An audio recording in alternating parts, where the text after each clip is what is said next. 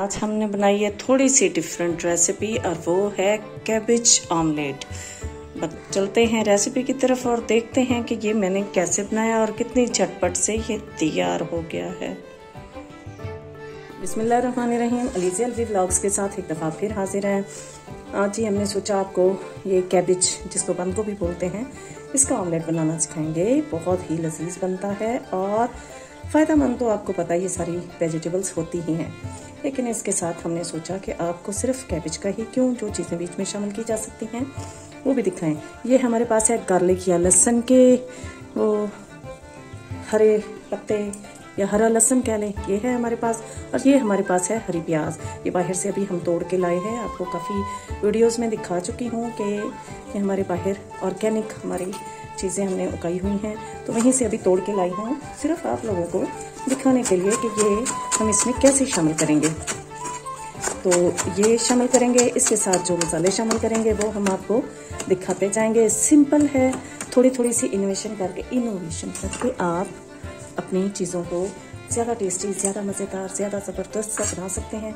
ये थोड़े से ये डंठल ज़्यादा हार्ड वाले ना हो जाए, तो इसलिए हमने ये डंठल उतार लिए। ये हमारे पास क्या है भला, ये हैं चुकंदर के पत्ते। ये चुकंदर के पत्ते हमने सिर्फ चुकंदर साबुत लगा दिए थे कि इन पत्तों में कितने ज़्यादा विटामिन्स, मिनरल्स वगैरह हैं वो भी हम इनसे ले सकें। तो आज हम बनाने जा रहे हैं कैबेज का ऑमलेट।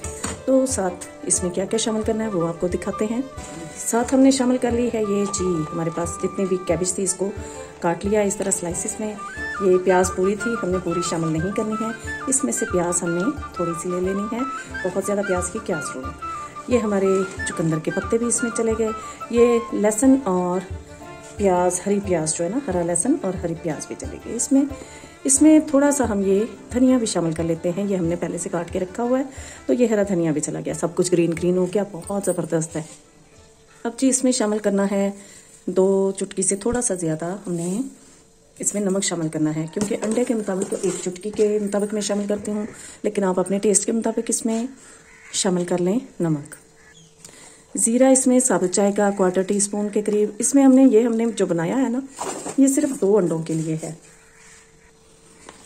1/4 टीस्पून के करीब ये कुटी हुई हमारे पास काली मिर्च है, वो भी शामिल कर देंगे। फ़ायदा तो इसका है, इसके साथ इसका टेस्ट बहुत अच्छा आता है। 1/2 टीस्पून से थोड़ी कम हम कुटी हुई मिर्च शामिल कर देंगे। मिर्चें ज़्यादा ही ना हो जाए ना, तो ज़्यादा होगी तो फिर वो मिर्चों के साथ खाया नहीं जा सकता। अगर आपने इसको स्पाइसी करना है तो बेशक स्पाइसी भी कर सकते हैं, यानी अपनी मर्ज़ी के मुताबिक इसमें जो कुछ भी शामिल करना चाहें शामिल कर सकते हैं। तो ये जी हम इसमें शामिल कर देंगे 2 अदद अंडे। कोई हमने इसको गोभी को नहीं पकाना, कोई हमने इसको प्याज को नहीं पकाना, या चुकंदर के पत्ते डाले हैं उनको पहले पका ले, ऐसा कुछ भी नहीं करना। और ये जी हमारा, इसको फोक के साथ देख लेते हैं, ज़रूरत पड़ी तो हम इसमें और अंडा शामिल कर लेंगे, लेकिन मेरे ख्याल में तो ये बहुत ज़बरदस्त सा हमारा ऑमलेट रेडी हो जाना है। तो चलते हैं अब तवे की जानब।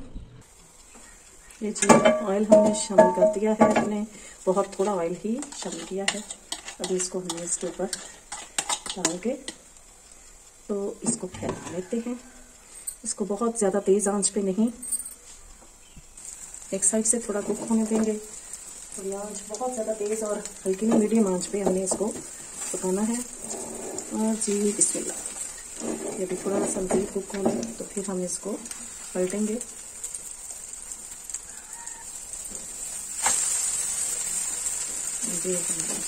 एक साइड से कुक हो गया, दूसरी साइड से कुक हो जाता, पक जाता है दूसरी साइड से, तो आपको दिखाते हैं जी इसकी फाइनल लुक। ये हमारा ऑमलेट तैयार हो गया है। इसको खाएं, मज़े करें, घर वालों को बना के दें, हेल्दी ऑप्शन है। तो अगर आपको मेरे अंदाज में बनाया गया कैबेज ऑमलेट पसंद आ जाए तो लाइक कर दीजिए, शेयर कर दीजिए, सब्सक्राइब कर दीजिए और बेल आइकॉन को भी दबा दीजिए, ताकि आपको मेरी वीडियोस, मेरे व्लॉग्स, मेरी रेसिपीज़, मेरी रेमेडीज़ मिलती रहें। दुआ में याद रखिएगा। अल्लाह हाफिज़।